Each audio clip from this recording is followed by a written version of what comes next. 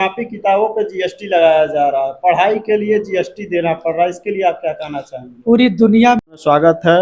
आप क्या कहना चाहेंगे इस लोकसभा चुनाव को लेकर?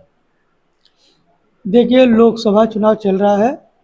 लोगों से गुजारिश किया जाएगा कि वो लोग ज़्यादा से ज़्यादा बसपा को वोट करें। आप क्षेत्र में घूम रहे हैं, क्षेत्र में क्या रिस्पांस मिल रहा है आपको? क्षेत्र में बहुत अच्छा रिस्पांस है और काफ़ी लोग साथ में जुड़ रहे हैं। कम से कम 70 से 80% वोटों से हम चुनाव जीतेंगे। जनता किन मुद्दों पर वोट करने वाली है आपको?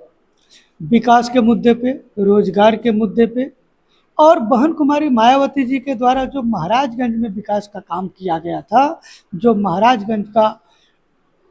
महाराजगंज डिस्ट्रिक्ट बनाने में सबसे बड़ा योगदान महाराजगंज में बहन जी का रहा है, यह सभी लोग जानते हैं।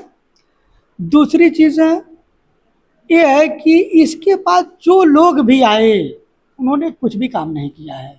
रोजगार को लेकर क्या सोच चल रही है आपकी? हमने काफ़ी बार बता चुका हूँ कि महाराजगंज में मैं बड़े स्तर पे इंडस्ट्रीज लगाऊंगा, जिससे कम से कम 5 लाख लोगों को रोजगार मिलेगा। महाराजगंज में एक गांव है सोहदी बरवा, यहाँ अभी तक जिला से जुड़ाव नहीं हुआ, उसके बारे में क्या सोच रहे हैं? मैं वादा करता हूँ, अगर मैं चुनाव जीतता हूँ तो सोहगी बरवा में प्रियदर्शनी पार्क बनाऊंगा, जहाँ पे आगे चल के पिक्चरों की शूटिंग भी होगी, लोगों को बेहतर रोजगार मिलेगा, सड़कों की जो व्यवस्था है वह दुरुस्त कर दी जाएगी।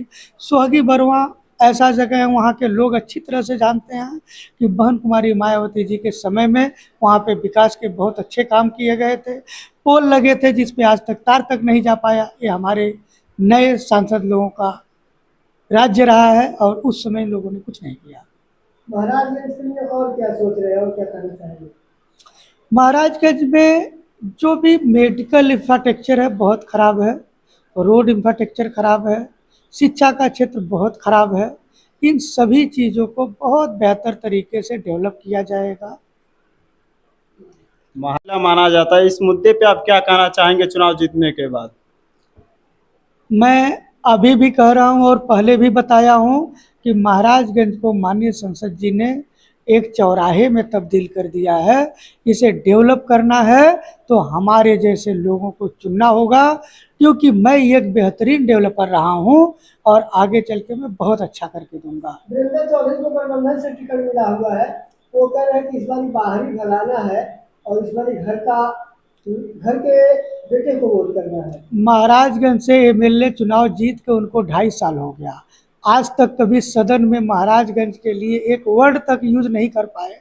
ऐसे लोगों को चुनाव लड़ने का अधिकार ही नहीं है, जो अपने लोगों की बात तक सदन में नहीं कर सके। और जनता इस बार इन लोगों को बाहर का रास्ता दिखाएगी और इनकी जमानत तक जब्त हो जाएगी।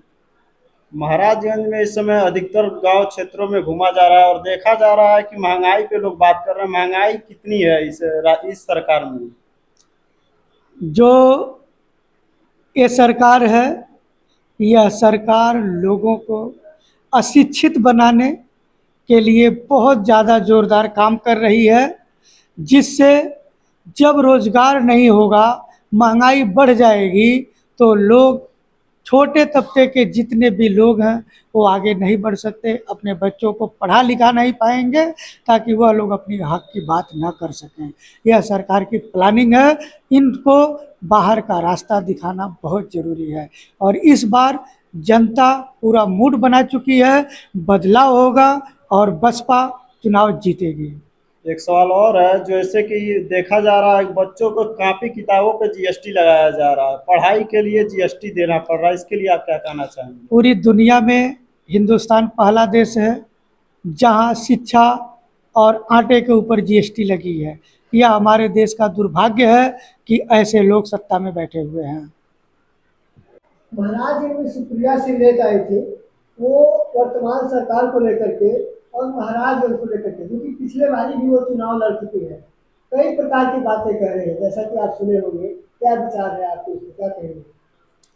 देखिए, आपको बता दूं, सुप्रिया श्रीनेत जी के आने के बाद महाराजगंज में जो माहौल बना, आप लोगों को पता है। सपा कार्यकर्ता बसपा का जो भाजपा जो इनके कांग्रेस के कार्यकर्ता थे, दोनों लोगों के बीच में बहुत ढेर सारे बवाल हुए। यह लोग आपस में किसी भी तरह से मेल नहीं खाता है इनका। यहाँ पे माननीय सांसद जी के दबाव में आकर वीरेंद्र चौधरी जी ने टिकट लिया है। इस बात से सपा के अंदर बहुत रोष है, बहुत नाराज़गी है और यह सभी लोग, सभी कार्यकर्ता बसपा के मोहम्मद मौसम आलम जी को सपोर्ट कर रहे हैं। इस समय क्षेत्र में आप जितने लोग हमारे चैनल के माध्यम से आपको देख रहे हैं, उन लोगों को क्या संदेश देना चाहेंगे आप? मैं सबसे गुजारिश करना चाहूँगा कि आप बहुजन समाज पार्टी के चुनाव चिन्ह हाथी के सामने का बटन दबाएं और अपने भाई, अपने बेटे मोहम्मद मौसम आलम को विजयी बनावें, जो आपके हक की बात करता है, जो आपकी लड़ाई लड़ने के लिए महाराजगंज में आया है और जो आपको रोजगार और नौकरी देने में सक्षम है। धन्यवाद।